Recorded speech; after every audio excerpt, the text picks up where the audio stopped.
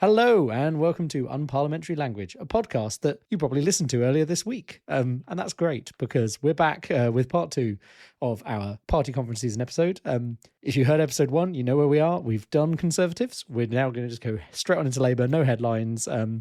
Hopefully nothing has happened in the 2 or 3 days I've been editing this extra episode. So yeah, straight on in, Rob. Labour. Yes. What are they trying to achieve with their conference, which has been going on this week? Yeah, so Labour kind of have two objectives, I think.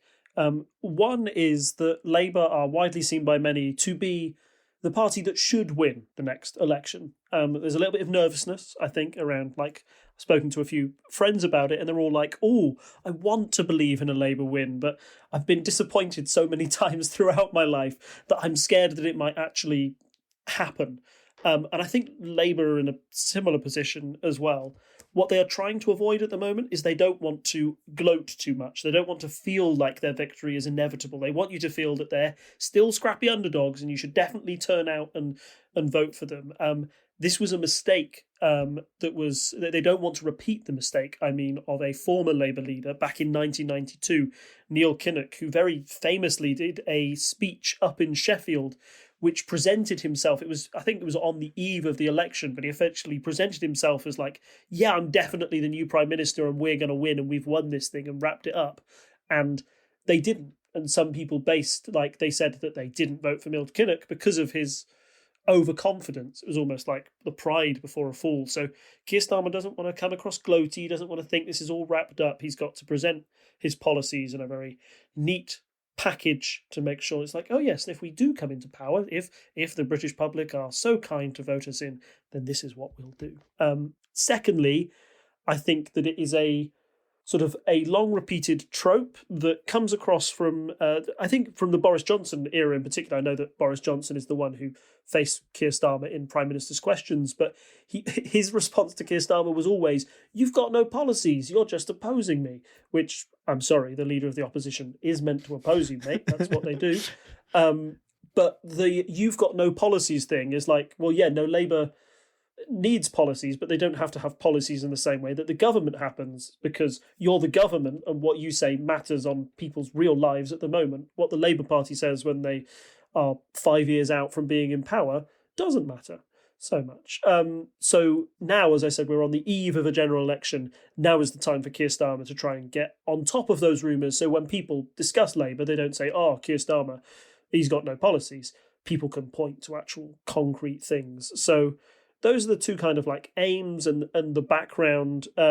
However, as we've mentioned up front, the news agenda at the time has been dominated by the conflict in the Middle East. So I do wonder if Labour have been able to complete that objective as effectively as they'd like, through no fault of their own, of course. And I do think that, Keir Starmer shouldn't be bashing on the doors of the BBC or Sky News saying, I demand you to put my speech front and centre. That would be a bad look. But yeah, those policies are there. His speech is there. People can go back and watch it. But I do think that maybe some of Labour's more radical policies, or the policies that he wants out there, didn't quite get the coverage that they were hoping for this week. Two things I just want to touch on there. One thing you said about packaging his policies. One thing that I heard mentioned on various podcasts I listened to is that they don't want to be too keen, like you said, but they don't want to be like seen as publishing their manifesto today because we don't know when the general election is. So it's like a nice ease in to, ooh, here's the kind of things we'll offer you that aren't Conservative policies and aren't just saying the opposite of what Conservatives say. So I think that's one aspect they've been trying to go for as well. I guess it kind of a parallel to your comment about not gloating about the fact they'll probably win. And then the other thing, it's an interesting thing where it's quite hard within my bubble to differentiate, because at least within my UK friends, it has been kind of the main, I'm not saying the war hasn't been mentioned, but I have seen a lot of people discussing it, talking about the policies that Labour's kind of putting forwards and picking stuff apart, because I think that's one, people want to still be confident that Labour's going to do right by them, essentially. And we'll maybe touch on that a bit once we actually get into the speech and what's been put forth. But yes, there was, I think it depends, like people who are politically engaged and younger, who are more likely to vote Labour anyway this coming general election, probably more likely to be talking about it. And I have to take that with a pinch of salt when you say, like, that, there were bigger world things happening, and that probably has been the front of the newspapers. But I feel like there are some people, maybe we're not the people that they want the message to go to. They presumably are targeting people in like the old red wall seats that they want to flip back and all that kind of stuff. But I think there was a fair bit of discussion, despite the fact that a major world event was also occurring at the same time. Oh, yes, totally. I think just from like, I don't say like normies, but from like your average politics, like your average voter point of view, you have to like sort of like seek out coverage of the Labour Party conference a bit more. And also, yeah. And as I was saying up top, like the Conservatives' party conference, what's the opposite of being loved? It's not being hated. It's actually apathy, right? So the Conservative Party conference, they always throw in, it's kind of like a tactic that the alt-right uses. You can just say stuff that's horrible, but then people will react to it, and it gets those ideas out there anyway. Even if you're going to backtrack on those ideas, you've said it now, there's a discussion around it, it's become part of the conversation. People are making reaction TikToks and YouTube videos to it, whereas Labour's like entire aim of this party conference was kind of to be like almost as boring as possible, or like middle of the road as possible. So that means that if you're not so engaged, then yeah, you can just pass it by. Arguably, that's not a bad thing for them. They're just kind of ahead in the polls by dint of not being the Conservatives. So I'm not saying it like you say, it has drawn some focus from them. It's probably not the biggest worry. Like, they're going to want more with the big manifesto when it comes, and all of that. So yeah, I mean, as long as Starmer didn't say something racist on stage, it's probably fine, essentially. And maybe we'll touch on that. You're going to go through the speech now and step by step, but like, there are some things I've noticed him say recently that I feel are very, I mean, he is a lawyer saying things in a way where he doesn't actually say the thing, and maybe people take it a certain way. But we'll get onto that. So how did the speech start? Yes, so it started off in a way that nobody could expect, really. Before Starmer had even said a word, he was up there at the podium, suit jacket on, looking very prime ministerial. A protester comes out of nowhere and douses him in glitter and starts shouting about something. Now, I watched a very good, again, the newsagents talking about this. I reckon that this protester worked quite well for Starmer in a number of ways and unwittingly helped him. So there he is, you get a protester up there throwing glitter, annoying. The thing he was shouting about was about PR and democracy, which is something that has been discussed by the Labour Party in the past, but is more of like a fringe political issue. It's not one of the big dividing lines in the Labour Party as a whole. I think if he starts shouting about the war in the Middle East, and maybe in particular sort of like doing more sort of like Palestinian talking points, that's a problem for Labour right there, because of the way that their last leader, Jeremy Corbyn, famously sort of had sided, he was accused of anti-Semitism at the time, and that's one of the reasons he was thrown out of the Labour Party under Keir Starmer, but also because the way that he's appeared on certain radio stations, on TV stations, and promoted like Palestinian causes in the past. That's a big dividing line that could have been brought up there. It wasn't. So Starmer dodges that bullet in a sense. The other thing that he does is that because he's covered in glitter now, he's forced to take off his suit jacket. So he takes it off, and then he does the thing that all politicians do nowadays if you're about to visit a building site. But he doesn't have to wear the hard hat and the visible and the bright yellow jacket, is you roll your sleeves up, right? So all of a sudden he's gone from, hey, I'm looking prime ministerial, to look at me, man of the people, ready to literally roll my sleeves up and get on with the job. And then he comes up with a line that basically says, look, he can protest all we want. We were the party, he might prefer protest. I prefer power. Labour will be in power, essentially. And again, that's another big dividing moment between him and the previous Labour administration, because I think the politics of Jeremy Corbyn, as exciting as they were for the base and as exciting as they were for a lot of the country, they certainly became a disadvantage to the Labour Party in 2019. What had been a boon for them back in 2017 turned on them completely, because you had views on Corbyn, you either loved him or you hated him, but it appeared that the majority of the country didn't want that politics to lead their country. So for Keir Starmer to be able to draw that dividing line and deflect it as the Conservative Party attack lines, I don't think they can seriously say that's the party of Jeremy Corbyn, that's why you shouldn't vote for him. That was such a good attack line for them in 2019. I can't remember if I've said it on this podcast before, but their big talking points were Brexit. Oh, there's another B. Oh, sorry. So it was Brexit, Boris and Corbyn were the three things that the Conservatives based their entire electoral coalition on last time round. They've lost the Corbyn element, they've lost Brexit, and they've lost Boris, of course. So the fact that they are less effective in that sense is, a big boon, I would say, for Keir Starmer. Yeah, I just want to touch on a few things. Like you say, the fact that, dealing with a heckler in any situation, I appreciate this is a protest, but it's the same set of skills. If you deal with that well, that obviously can really help you start off a speech in a position of strength. And as far as I can see, like you say, rolled up the sleeves, got on with it. That's the kind of message Labour want to be sending. Look, we're going to get going and get into government and get started and all that kind of stuff. It sends a very good message. I've shared here, and I'll put it in the show notes, there is this amazing photo taken by the same photographer.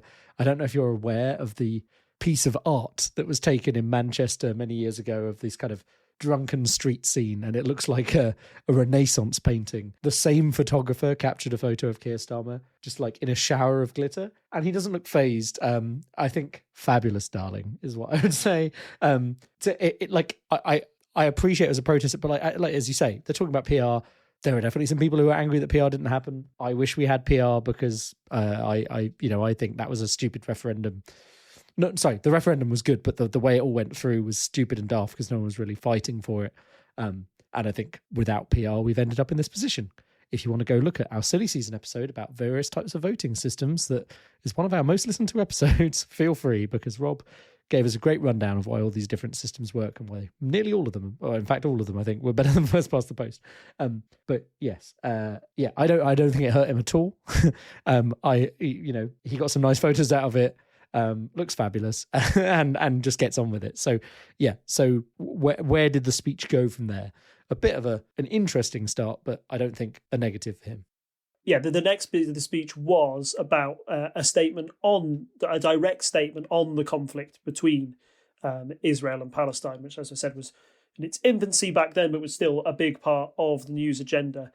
He was quite succinct on it, but his words were clear, essentially saying that Israel must always have the right to defend her people, which is a good thing to say, like I said, when you're comparing it to what a Jeremy Corbyn speech would have been back in 2019. I don't think there was any way that those words would have come out from Jeremy Corbyn's mouth. And it wasn't only the fact that he said it, but it was the reaction of the conference floor as well. The reaction from everybody there was, standing ovation, applause. I know there's always those at party conferences, so you can't, you have to take them with a pinch of salt. But I think, again, back in 2018, 2019, if Keir Starmer had said that at a fringe event or somebody else had, you would have had 20, 30% of the audience maybe disagreeing with that statement or refusing to stand up and clap. A very divisive issue. The fact that that statement can be said at a Labour Party conference and there is sort of there's nobody who's disagreeing with it, that shows you that is definitively Keir Starmer's party now, right? If you go back to the days of Corbyn, although that he had a big grassroots support, the worry was that because he'd come through from so few MPs inviting him to become leader, there was always that sort of tension within the party of were they going in the right direction. It was only kind of after 2017 where he overperformed or, did better than everybody expected in that election, did more MPs start to come on board. But there was always still a kind of a tension between the MPs and the party and some of the grassroots members about what direction they should take the party in. I feel now, particularly given that Keir Starmer has been there for nearly 5 years now. I know a lot of that was through COVID, but he seems to now have a party and a grassroots membership that are fully behind him. And you need a united party if you are to win an election. That's another sort of like tick mark on the Labour checklist to how you want to win in 2024. We talked last episode about how it's a very tricky situation to discuss, but you couldn't. It's kind of the bland version of that statement. It's not. He didn't stand up and say Israel should be able to do this. He just kind of said they should be able to defend themselves, which is kind of a standard thing to take. As you say, the reaction from the audience is fine. Just carries on with it. I think that's like, I'm not sure it's a. I think I know what you're saying with the comparison to Corbyn. I don't think it's like a big vote winner or anything, but it's like gets it out there, deals with it. It deals now with I'm on to the main speech. Yeah, it deals with like internal party politics, right? It's what that is a line that a prime minister is expected to say. Sure. Right. Yes. Yeah. Exactly. That's what I mean. Like he's not made specific comments about Hamas and like the Israeli army and stuff like that. He's not been drawn into the weeds. He's just said the thing you would expect a world leader to say in this situation, which is exactly what you want to hear from someone who's going to try and be prime minister soon.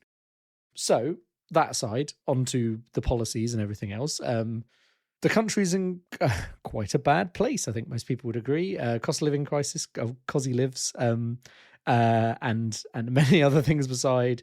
Fallout from Brexit still. Although I know that Labour try not to talk about it too much, the actual Brexit word, but we are dealing with various ongoing issues from that. So yeah, big problems ahead. What did he say about that?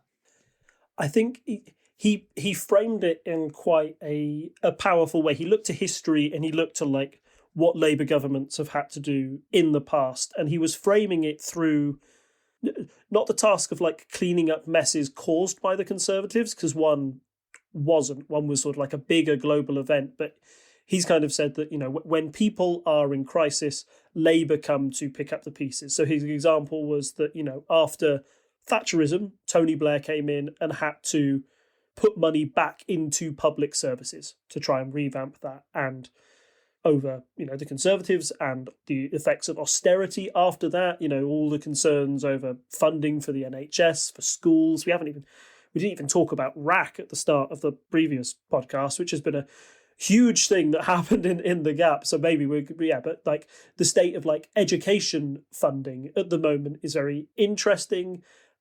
He says that, that's something that, that Labour will have to come in and do. We'll have to revamp public services. Harold Wilson also had to modernise the economy in an era of change. And finally, he was comparing that to, look, the economy is in a bad state. It feels like we need some more radical solutions to how we fix the economy. Labour are going to have to do that as well. And finally, he said that in 1945, Clement Attlee came in with a Labour government to help, build a new Britain out of the trauma of collective sacrifice. He said in 2024, the Labour government will have to do all three of those things. So I think that's quite a powerful picture of like, look, within 13 years since your last Labour government, not only have they messed up public services and the economy, but we've also had to deal with something that affected us all, COVID. And although Boris Johnson isn't in charge of that party at the moment, and you can discuss how well the Conservatives dealt with the pandemic as a whole, I think for some voters, the memories of Boris Johnson drinking with people, the parties, etc. Rishi Sunak's attached to that as well. Don't forget that will affect how people vote as well. So yeah, so tying all of those three into a package, I think it's good anti-conservative messaging. It also gives him a bit of breathing room as well, and we always talk about this, about expectation management. When Barack Obama was being elected in 2008, it was in the wake of like the biggest financial crash the world had known in 60, 70 years or whatever. So I remember his speech after he'd won was kind of like, we've won, but just so you're aware, this doesn't get fixed in a day. It takes time to rebuild this. And I think that's kind of in contrast as well with what Rishi Sunak's saying, or like the trap of like populism that will get you, because the alt-right and like their version of events, a lot of what they say is kind of like, look, it's really simple. This one simple trick. Doctors hate it. Economists hate it. If you just do this, the economy will be fixed. But nobody's brave enough. The experts won't tell you about it. They're not brave enough to change the economy. I'll do it. I'm the radical. I'll fix it within a year. Which is fine. Goes on to tank the economy. Yeah, exactly. Yeah. Well, exactly. Yeah, that was kind of Liz Truss's pitch, right? And then when it met reality, it failed. Keir Starmer's like, look, I have to deal with the reality of the situation we've got. I can't turn it around within a month or 2 years. There's a cost of living crisis. All of this will take time. But if you put your trust in me and allow us to build something, we'll turn it around for you. Which I think is it's a more realistic message. It's an uplifting message. It's one of hope, which I think kind of Sunak's speech was lacking in a sense. But I think, like we touched on earlier in the previous episode, about it being the rhetoric where it goes, it's a well-built speech, unlike some of the speeches the Conservatives had. Is, he has his 3 points, and we're going to have to do all three. But like, he's got you like, yes, yes, yes. You're nodding along. Oh yes, you're going to do it. Like, it draws you in. It's good speech writing, essentially. And also, I think, as you say, it's important to say, like, we're not going to click our fingers. There's no magic money tree. All these other phrases we can use to dig previous Conservative leaders.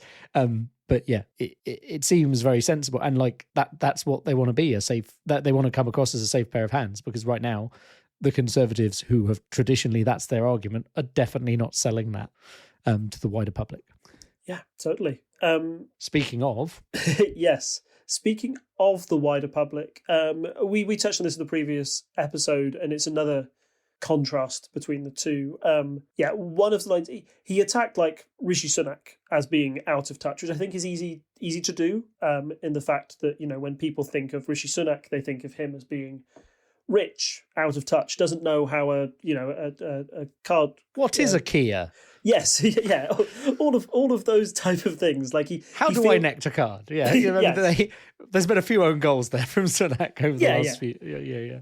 Where it feels like he lives within a bubble, and you can kind of transpose that onto Conservative politics as a whole. In the way we were talking earlier about how they sort of like live in this alt-right bubble, or the bubble that's created by GB News, the outrage factory, as I called it, where you're always sort of.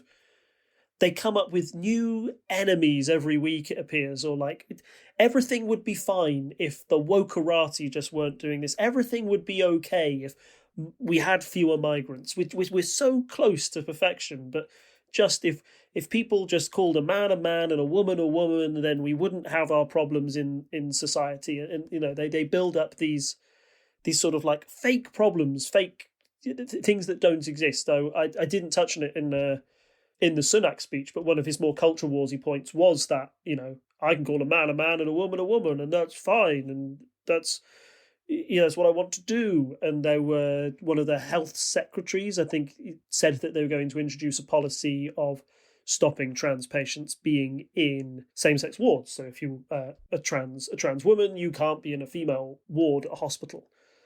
Which, when people went on to do research about that and look at the figures, they found out that the number of patients who had complained about a trans patient being in their ward was precisely 0. So that is a good example of a problem that is entirely fictional, like not one person has reported it, and they are introducing this policy to sort of saying, we fixed that problem when the problem didn't even exist in the first place. The way that Starmer attacked that way of thinking, that Conservative way of thinking at the moment, is he said that the walls of Westminster are very high. Essentially, you've had a Conservative government that's been in power for 13 years now. They are trapped within this bubble where they don't speak to the public, they don't speak to real people.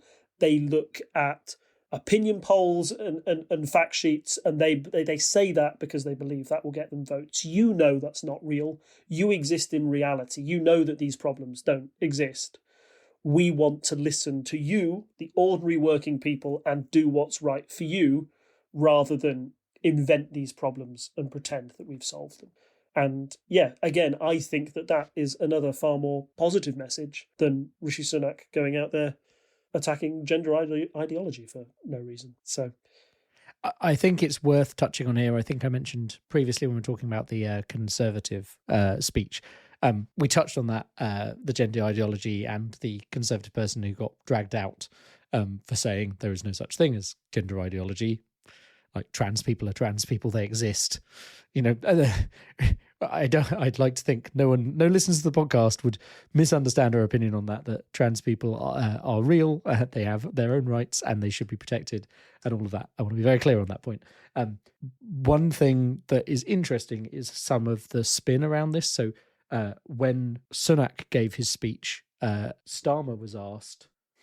So as he said, Sunak said, "A man's a man, and a woman is a woman." Starmer, this is interesting because it's not the actual question from the interviewer, it's kind of how the newspapers phrased it, and then it was like asked if he agreed, to which Starmer said, "Yes, of course, a woman is a female adult," which in the way it's phrased in this article implies transphobia from Starmer.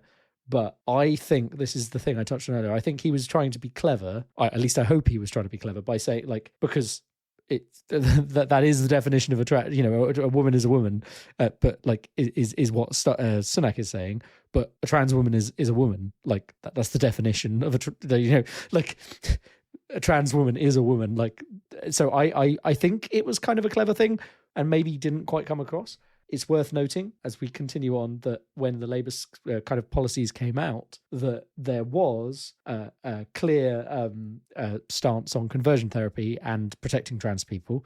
So it seems like in general, like I think Labour I'd love them to just get up there and say, we support trans people. That's what I think they should do.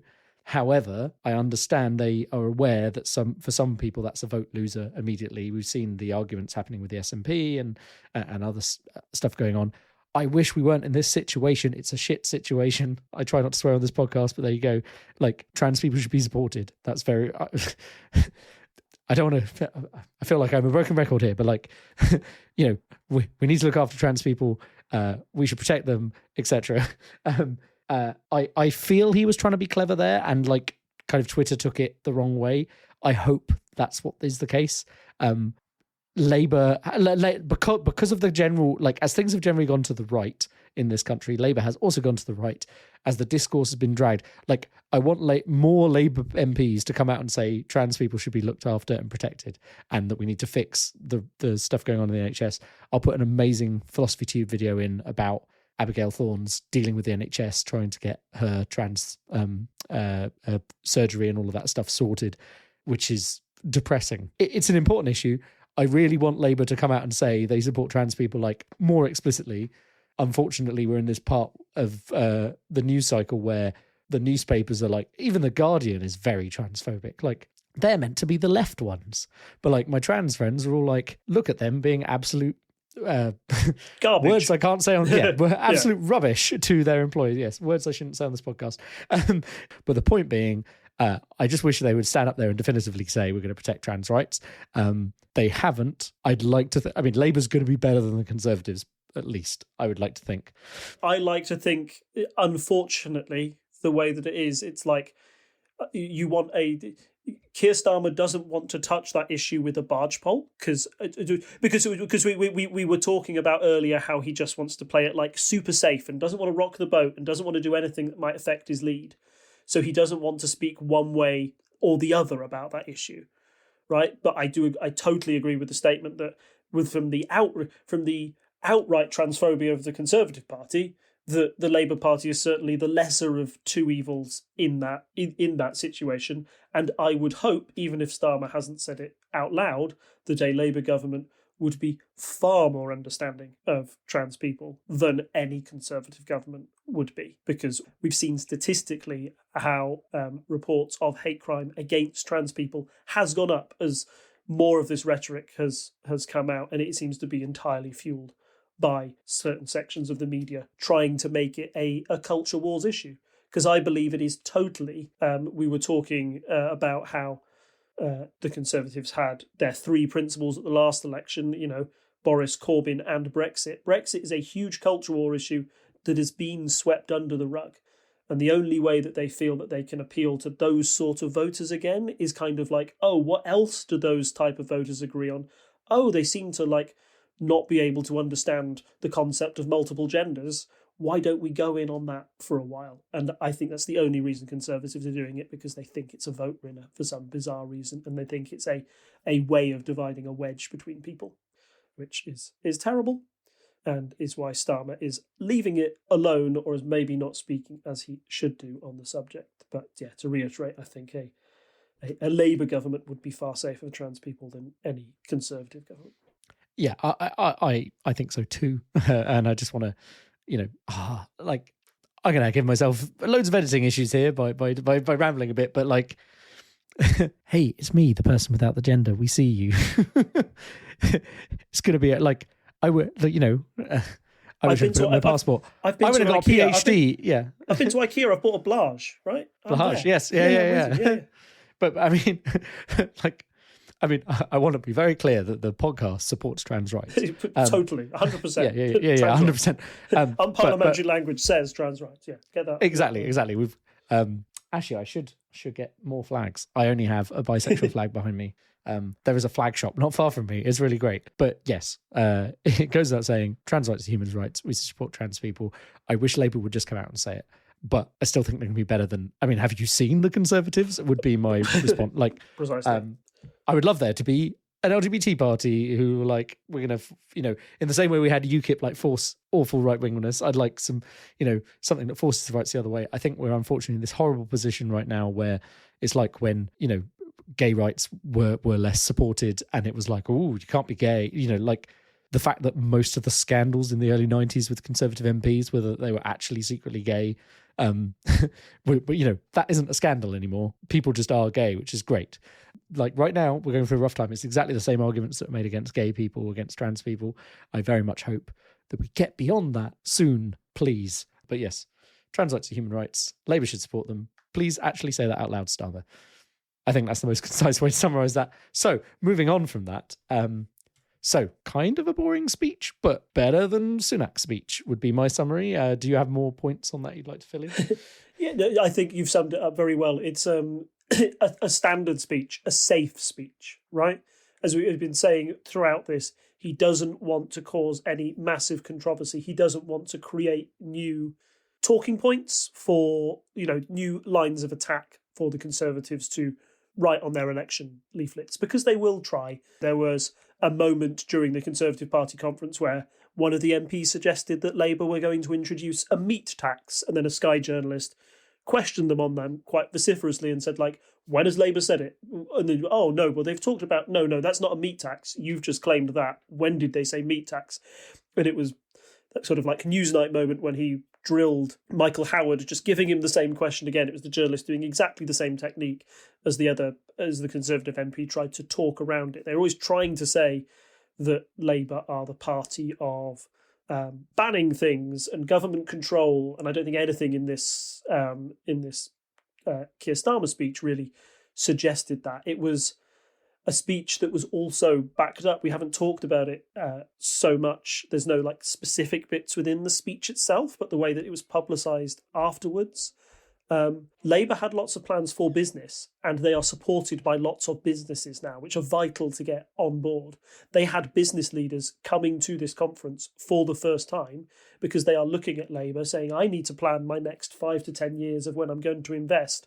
This is the party that I should be looking to, because I don't believe, because I'm looking at the polls and I'm looking at the markets, and they don't think that the Conservative Party will be that one. So I need to look to Keir Starmer's party for guidance. I trust you. Back in 2017, 2019, you didn't have those business leaders at a Jeremy Corbyn conference as well. So it feels different. They are trying to shift from a party of protest into a party of power. And I think even if Keir Starmer's speech was boring, it was prime ministerial in that sense. And if he's prime minister in a year or so's time, then he'll have thought, yeah, that speech did its job.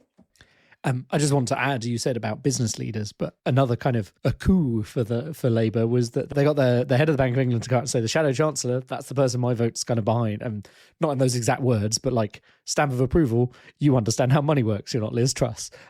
So that like very much a government in waiting kind of, they didn't come out and say, oh, Sunak, they didn't come out and say, It's not Sunak. Who's the Chancellor now? Jeremy Brain Hunt. fog. Jeremy Hunt. His own rhyming slang. Yeah, they didn't come out and say, "Oh, Jeremy Hunt, he's going to be great for the economy." Like, to be fair to Jeremy Hunt, I don't think he's actually messed anything up massively with the economy. He's not quasi-quadrang a Liz Truss, but yeah, it is telling that the head of the Bank of England is going Labour thumbs up. That's, you know, when the kind of things start turning, you see the newspapers turning, you see big institutions turning, you feel changes in the air, I guess, and Labour wants to ride that to a general election. There you go. There's some kind of metaphor. So with all of that, where do we think things will end up in a general election? Let's have a look at our polls, as we are wont to do. So currently, predicted percentage of the votes for the Conservative Party, if there was a general election at the end of September, would have been 26.8% of the vote. Predicted percentage of the votes for Labour, 43.7%. And I think anyone can work out that's quite a lead. So yes, currently predicted from our general election prediction is a Labour majority of 186, which I think, is that bigger than Tony Blair, or is that in the ballpark? What, 400? Say that again, the number? A majority of 186 was what it says. But the predicted seats are 418 to 148. It's like... That was insane. A lot more. That's insane. Yeah, they are. It's a big number. Yeah. Lib Dems, 29 seats, so kind of doubling their amount of seats, slightly over. Greens maintain their 1 seat. And then there is a slim chance Reform might get 1 seat. More interestingly, SNP might lose some seats, which I think was another point you wanted to briefly touch on in the polls. There has recently been a by-election, so we've actually got kind of we understand by-elections tend to go against the incumbents, but the SNP have obviously had most of Scotland have been SNP for a long time. So what happened in that by-election? Do you want to touch on that right now, or do we want to come back to that after I've gone through the rest of the polls? Well, no, let's touch on it now, I think, because it is important. Looking at those polls, right, and the suggestion is that Labour will get a majority. And for me, the numbers that are being stated, particularly in those like seat predictions ones, are mad. Like, I don't think it will be that bad for the Conservatives. If it is, it's astonishing, in a sense that their support would drop so low. So for everybody kind of worried about Keir Starmer only being... He's not 50 points ahead in the polls or whatever what he should be. He's not 20 points. That's slipping slightly, loses a percentage 1 month. Oh, I'm getting a bit nervy. He's not Blair levels of loved, but he's certainly not Liz Truss levels of hated, right? So he's doing something to maintain that lead. But those polls are kind of general snapshots of the public in general. What actually matters is how you can turn constituencies into seats for you, right? And how you can get a coalition. So what happened in Scotland is incredibly significant. So you've got a by-election in Rutherglen and Hamilton West, which I hope I've pronounced right. For any of our Scottish listeners, I do apologise. But Labour were able to overturn a quite sizable SNP majority, changing their vote share a swing of 24.1% to the Labour Party. They got over half the votes in that seat, which is pretty impressive for any party in these elections with first past the post. SNP were in second with 27.6%. And then everybody else, the Conservatives, a distant third of 3.9, down 11. So what does this mean in the grand scheme of things? Well, ever since the SNP lost the referendum to make Scotland independent, they have dominated Scottish politics. Not only the Scottish Parliament, which was a system designed to make sure that you didn't have outright majorities, they've been able to keep one for a long while. And they've dominated at general elections as well. And who that was to the detriment of, for the most part, was Labour. Lib Dems had a couple of seats up right in the Highlands. The Conservatives, very, almost famously under Thatcher, reduced all of their votes to practically zero in Scotland. Very unpopular party north of the border. But Labour picked up loads of seats there. However, as the SNP started to grow in popularity, they were taking seats off Labour. They were the only other party you really had to fight with for any degree of power. And with that, Labour lost a good 20 to 30 seats that when you're trying to fight for a majority or when you're trying to look for some swing seats, they are really important to make sure that you get a functioning majority in the Houses of Parliament. Now, with this by-election result and what appears to be people getting, there's kind of like people, I don't know if they're concerned, you get this lag effect where the SNP have been in power for a long time. Have they really been producing all that? You've got the stepping down of Nicola Sturgeon and a new leader coming in who's failed to sort of put new fire into the party and get people excited again. As people start to move away from the SNP and what it looks like back to Labour, that only increases Labour's possibility of getting a vote-winning coalition somewhere, right? Because you are always looking. I was talking about like the Conservatives and what vote-winning coalition they are trying to put together for Rishi Sunak, and it's an odd one. Like the GB News side of things and that culture war aspect, to me, suggests that they are trying to get voters that Boris Johnson won very effectively in 2019 and those ones that had voted Labour in the past and now voted Conservative, those red wall seats. That's what Brexit did. It turned some Labour voters into Conservative voters, and that's what they are trying to make stick with those more culture warsy points. Where it loses you votes, however, for the Conservatives, is it probably definitely loses you votes in Scotland. And it will lose you votes in Conservative Lib Dem marginals, right? All that language that comes out there is where your more Cameronite centre Conservatives live, and it makes it easier for Lib Dems to go, look, not only are we very good local politicians, but we're also not quite left as Labour, and we don't say half the horrible things that the Conservatives say. You want fiscal responsibility, well, we'll provide that, but we also won't attack migrants and trans people as well. That's a pretty that's a convincing argument for lots of people in those Conservative Lib Dem marginals. So yeah, when you're looking at why this really works for Labour, it's another feather in their cap. It's like, oh great, I don't think Labour had to win Scotland to win the next general election. They are polling so well that they could have let the SNP have Scotland for another 10 years and that would have been fine. But this is just an extra bonus. Yeah, take 10, 20 seats off them next election.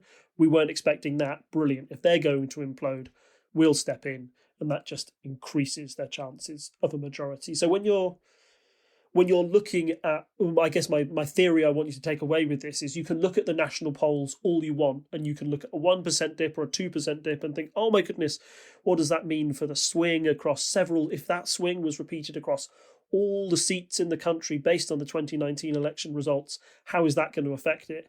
You don't know. But what that poll doesn't show you is how much people are moving away from the SNP in Scotland are moving towards Labour, right? And that could actually affect 20, 30 seats up there. One thing I want to add in here, I've spoken to some Scottish friends about specifically this general election prediction website we use. They feel that their algorithm kind of over-eggs the negatives for the SNP. So I'm going to take this. This is a good example because we have end of September, SNP, 2019 had 4% of the vote. Predicted votes at the end of September was 3.7%, and that looks like a drop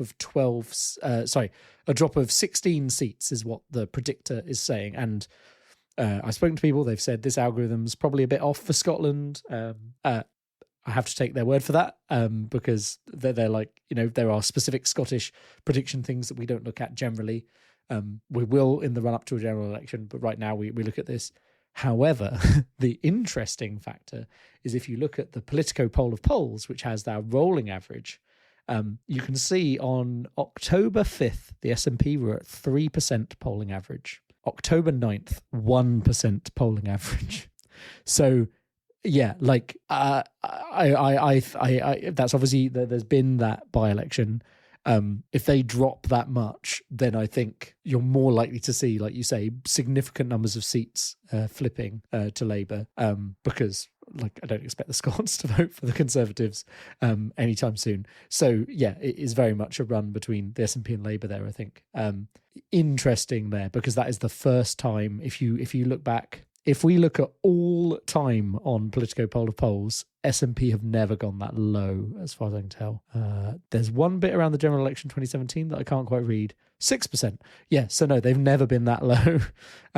So 1% is really bad. I know there have been some issues, and maybe it's something we can dive into in the run-up to a general election. There have been some issues up in Scotland with their new they had issues there previously. They have a new leader. People have gone against them for various things, various scandals that we have touched on. I don't know what's going on with the SNP right now, but a 2% drop, that's 2/3 of their votes in the polls, is a significant drop. It's the rot that sets in, and they can't rebrand effectively. They are very much for me, speaking as an ignorant Englishman, so you can take everything I say with a pinch of salt, but looking from the outside in, they don't quite have the ability to pivot the same way that the Conservative Party has. You can't move more to the right or the left. You are the SNP or Scottish National Party. They've consistently campaigned for Scottish independence and will continue to do so. But in the time that hasn't happened, they've also had 10 years of being in power. And the longer that Scottish independence doesn't happen, you'll have to judge them on the results of how they're running Scotland. So if you want, the only way I can translate it into an English example for people is, imagine if, when UKIP were at the height of imagine the EU referendum goes, we don't leave the EU, but you still have, 48% of the general public really wanting to leave the EU and thinking that the question isn't there for a generation. What happens in the next election is that you get explicitly pro-Brexit parties that take over, and heck, one might win, and then they have to run the country, but they can't get out of Brexit for some reason. And you're suddenly left in a country where UKIP are running England, but they haven't got Brexit done. You're not going to judge them. How are you going to judge them? The thing you voted for them for isn't done. Oh, and also they're running the country in a way that appears to be going badly, or I don't agree with for the past 10 years. You get all the problems that come with governments that go on for a decade plus, is that problems happen, and it's very hard to point to the previous guys and blame it on them because you are the previous guys. So, yeah. There's the same issue the Conservatives are facing, as we've discussed throughout these podcasts, yeah. Maybe we'll try and get a Scottish friend of mine on for one of, more of a deep dive. I would love that. Yeah, that'd be really good. Yeah, it would be really good in the run-up to the general election, just to get the feeling on the ground, perhaps. I do know some. The thing is, I know a lot of Scottish people who live in England. That's fine. The Scottish people who live in Scotland, harder for me to get hold of, but I know at least one. We'll see if they're interested. I would love to refer to them as our Scottish correspondent. If we can start getting these people on the ground in various areas for us. We have had correspondents before from Germany and from Indonesia. So precisely, yeah. Add to our repertoire. Scotland is much closer, so we should be able to manage that.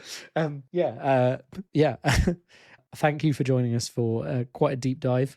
We're back. It's season 7.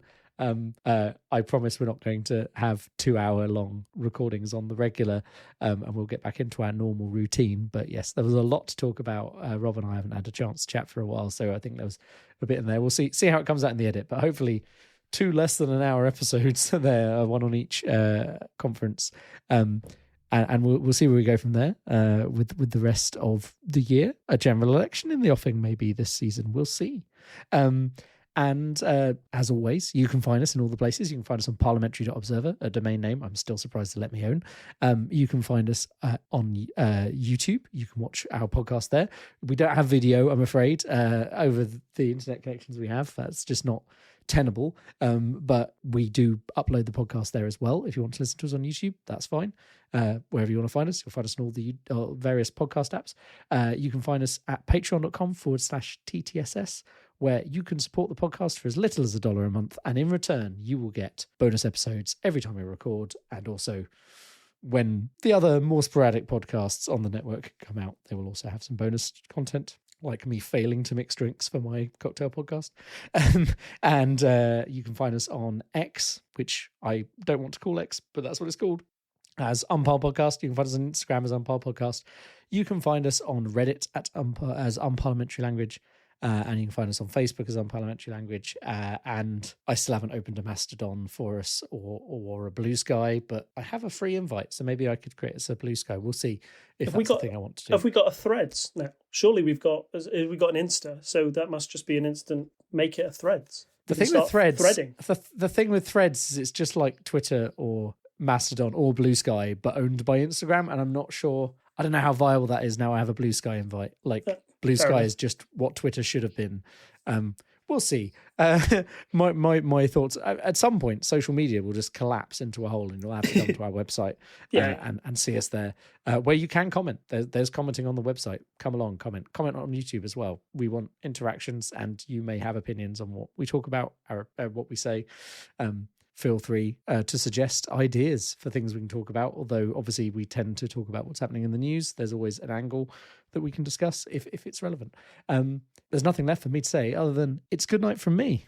And it's good night from him. Bye. Bye. Bye-bye. Bye. Bye. Bye. Bye. Bye. Bye. Bye for realsies this time.